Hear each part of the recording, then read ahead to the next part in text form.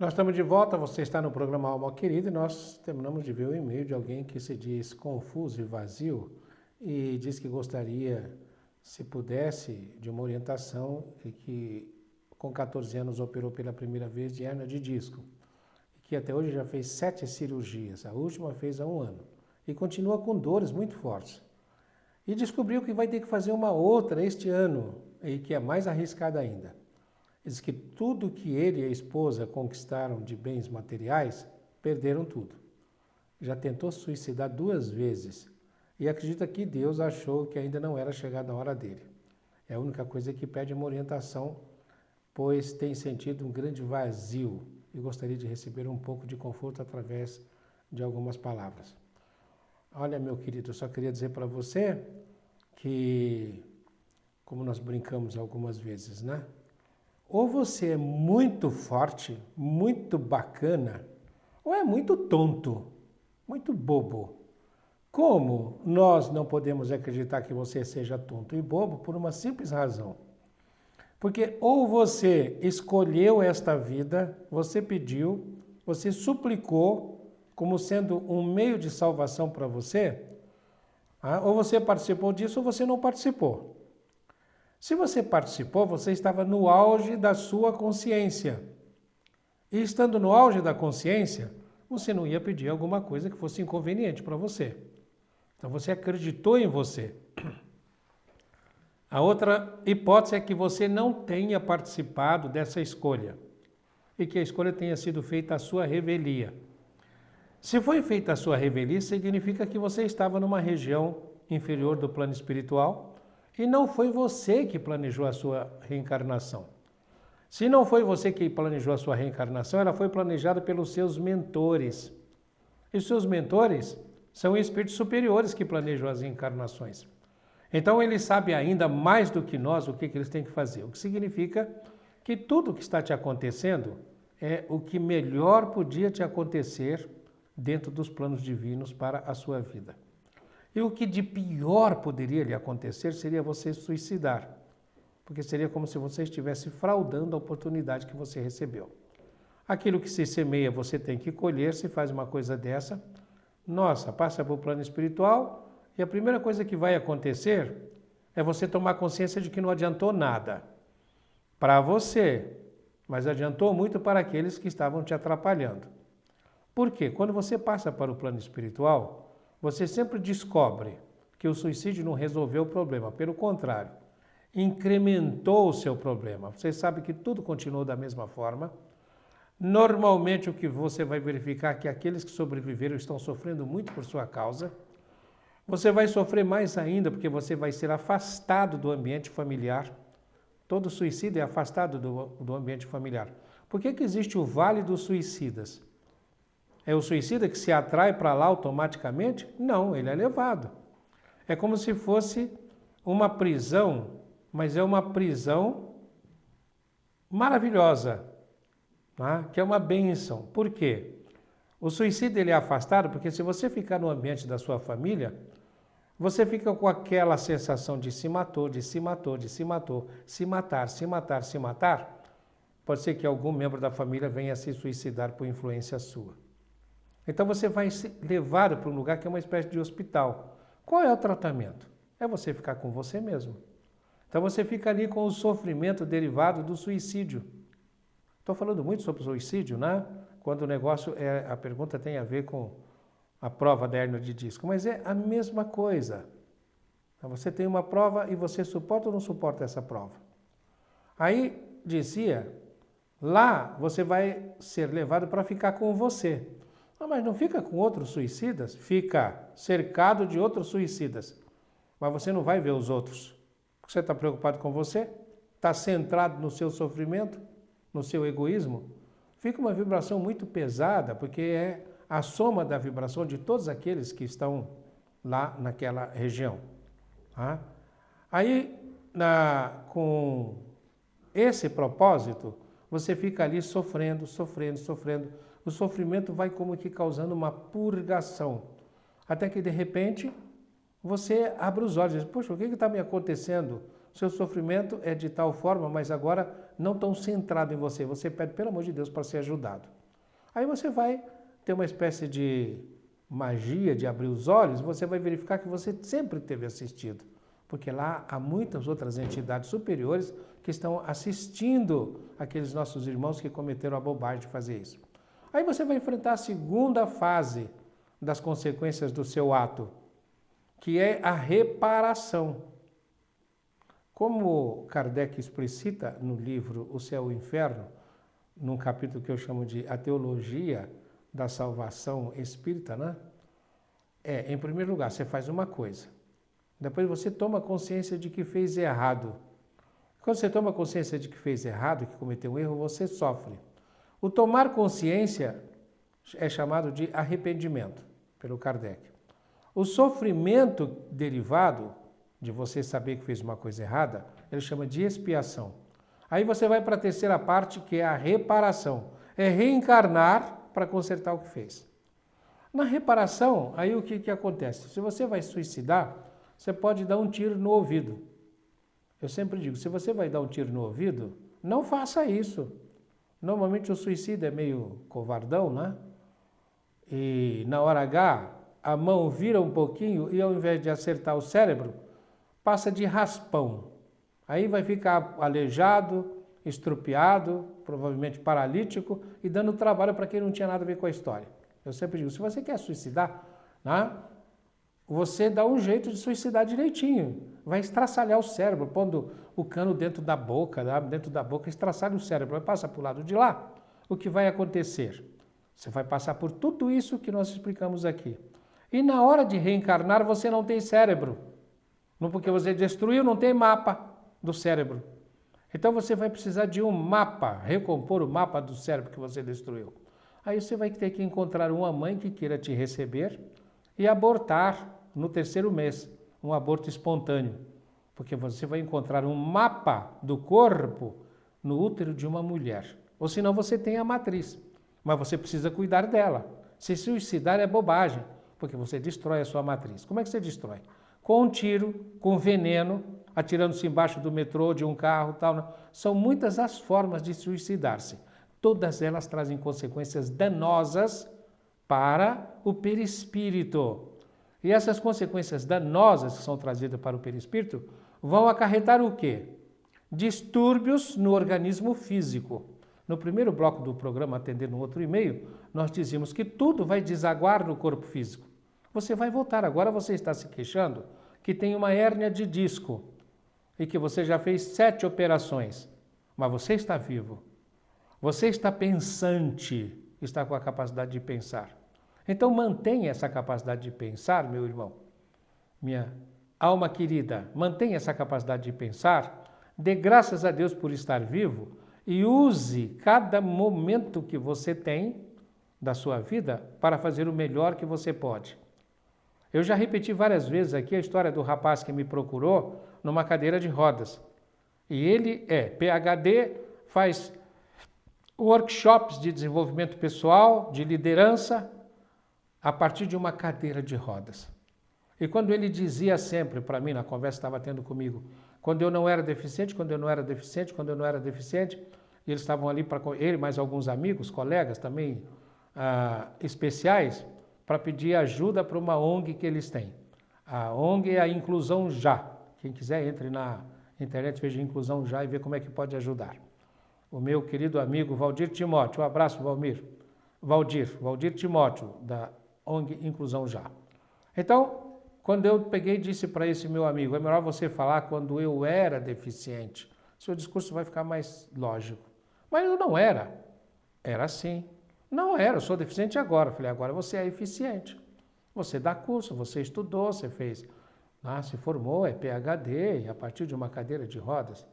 Você é muito eficiente. Mas quando eu não tinha isso, não estava na cadeira de rodas, o que você fazia na vida? Eu empinava a motocicleta na rua. A motocicleta subiu e desceu nas minhas pernas. É isso que acontece. Ele não precisava disso. Se ele tivesse usado bem o equipamento que ele tinha, que era pernas perfeitas. Você, com certeza, não usou direito as pernas. Por quê? A quem tem, mais se lhe dará e terá em abundância. Quem não tem, até o que pensa ter lhe será tirado. Se você não usa direito o que tem, Deus tira.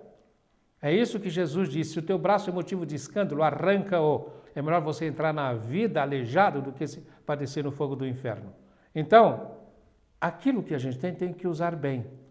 Veja, se você com a perna, né, ou com esse corpo que te dá hernia de disco, dá uma dor danada, mas você ainda pode se movimentar para lá para cá, sua cabeça funciona, suporte essa dor com estoicismo e, acima de tudo, com alegria, né, se possível com alegria, uma alegria espiritual, até que você seja capaz de, com o final da vida, você reaver um corpo perfeito para outra encarnação. Na outra encarnação, com certeza, você vem sem hernia de disco. Então, cada vez que você tiver que pensar na hernia de disco, não pense nas limitações. Pense em você com um corpo perfeito, visualize-se você com um corpo perfeito, com pernas perfeitas, você correndo, você jogando futebol, jogando golfe, jogando isso, jogando aquilo, nadando, fazendo escalada, que é para você já começar a corrigir o seu perispírito através da mente, que é o que nós chamamos de terceiro nível de terapia a nível espiritual. O primeiro é você semeou, tem que colher, é sofrimento. O segundo, o amor lava a multidão de pecados, é serviço ao próximo, vai te ajudar demais. E o terceiro é conhecereis a verdade e ela vos libertará.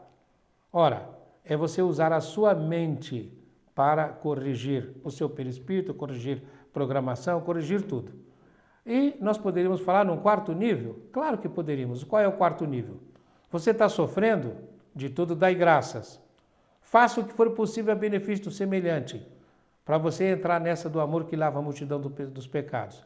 E use a cabeça, use as mentalizações. Então, use os 3 níveis, que aí você vai para o quarto, que é você ser eclético, ser integral. Você fazer um desenvolvimento integral. E é claro que com isso, você vai tirar proveito da sua vida, porque se você sofre, você já está pagando. Mas use este seu sofrimento como uma semente boa. Porque se você sofre e você maldiz o sofrimento, o que vai acontecer é que você, enquanto está sofrendo, está semeando mais sofrimento para o futuro. O sofrimento vai aumentando, vai aumentando, vai aumentando. Usa o pouco de liberdade que você tem, o pouco de autonomia que você tem para fazer o bem ao semelhante. E com isso você vai estar fazendo também o bem a você mesmo. E, acima de tudo, agradeça a Deus, tenha gratidão. Para você ter uma ideia, certa feita eu fui dar um seminário sobre saúde, doença e cura, fiz algumas pesquisas e me defrontei com uma informação que assustou, impressionou até os médicos que estavam comigo naquela reunião. Eles ficaram impressionados com a informação também. A informação era de que gratidão, alegria e esperança, preste bem atenção, gratidão, alegria e esperança aumentam o potencial do sistema imunológico. O sistema imunológico é todo o nosso sistema de defesa orgânica. Aumenta o sistema imunológico em 300 vezes? Não, 300.000 vezes. Eu falei, meu Deus do céu, alguém que fosse capaz de ter gratidão, alegria e esperança no nível adequado, poderia se tornar imortal nessas alturas? Olha, gratidão, alegria e esperança. Aí eu me lembrei, o Paulo, ele dizia o seguinte: de tudo dai graças, gratidão, porque tudo concorre para o bem daqueles que amam o Senhor. Se você sabe que tudo concorre para o bem, dai graça de tudo. Alegria, ele dizia, rejubilai-vos sempre. Esperança, ele dizia, fé é a esperança com a certeza daquilo que não se vê.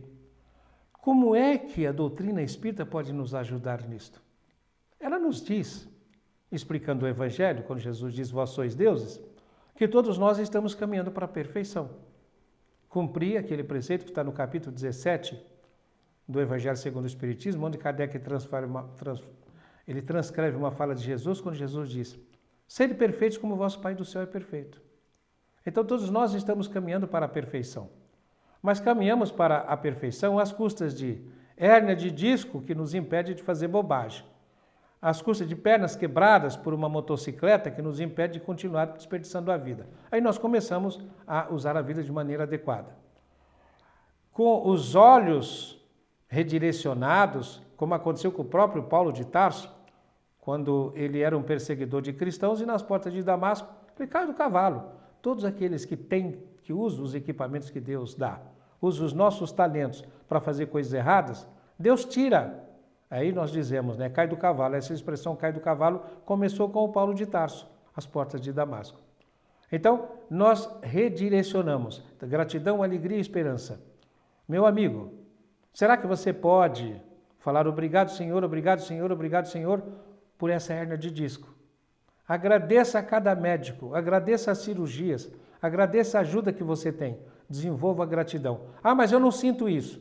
E daí? Eu sempre digo, Deus não está interessado no que você sente, mas no seu cumprimento, através do comportamento do que Ele pede. Se Ele está pedindo para você agradecer, você sabe que é o melhor para você, agradeça. Agradeça a sua esposa estar com você, agradeça os seus filhos. Agora o que você está querendo desertar, né? E depois alegria. Ah, mas eu não sinto alegria nenhuma. Proceda como se estivesse alegre, que você vai ver como você fica alegre. Você vai até esquecer essa hérnia de disco, mas proceda como se estivesse alegre. E esperança, o que é esperança? É a certeza de que você fazendo isso, que esse corpo é transitório, que você depois vai ter um corpo maravilhoso. Por quê? Porque você aprendeu a usar muito bem o corpo. O que é um corpo perfeito? E normalmente nós só aprendemos uma coisa de que nós precisamos quando nós perdemos. O sofrimento é uma coisa maravilhosa porque nos ensina, nos redireciona. Então, uma pessoa que usava mal os olhos, de repente começa a perder a visão, começa a fazer tudo para ver e vai querer comportar-se adequadamente. Aí vai aprender aquilo que Jesus dizia. Tenha olhos de luz. Se os teus olhos tiverem luz, o teu corpo será são. Mas o que é que nós somos capazes de ver no mundo? Ele dizia também, mas se a luz dos teus olhos forem trevas, quão grandes serão essas trevas?